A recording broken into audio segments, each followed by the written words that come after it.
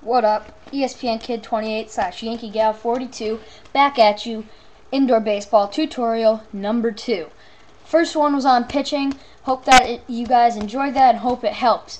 Now, we're going to be doing number 2 today, and this is going to be on hitting. I'm going to be using a tennis racket, as you can tell, full-size tennis racket, and the same ball, so it won't hurt. As you can tell, it's a squishy ball. It doesn't do anything to the ceiling. Now, if you're a righty, as I'm a switch hitter, if you're a righty, you're going to be able to hold your left hand on the bottom, this is usually common sense, and the right hand on the top. You usually want to have a balanced swing, more direct to the ball, so you can be able to hit the ball cleaner, more on a line drive, a little bit straighter. So, I'm just going to throw it up to myself and hit it, but more direct to the ball is a harder hit. Now, the bad thing to do is if you start here, you have to come all the way back, which means you have to swing faster, which may not always work. So if you're going to start here, you have to come all the way back. It usually results in an uppercut, and that is not what you want to do. Now, as a lefty, it's the same thing, except usually you want to step more towards the ball, as lefties usually hit the inside pitch better. As you can tell, it's not as easy for a lefty to hit the outside pitch, more or less because they usually step out more. Righties usually have a shorter, quicker swing, while lefties have trouble hitting the outside pitch more often. In both stances, your back foot has to stay the same. If you can watch my back foot, this one right here, let's see if you can see it, it's got to stay still throughout the entire swing.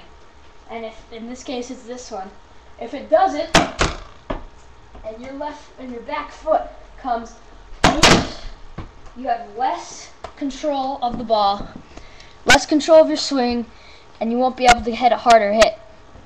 Now, when people are pitching to you and you're not throwing it up to yourself, most likely what you're going to be able to do is, if it's a slower pitcher, you want to get up in the front of the box, more towards, and usually more closer to the plate, because you're not going to be afraid to get hit with the ball.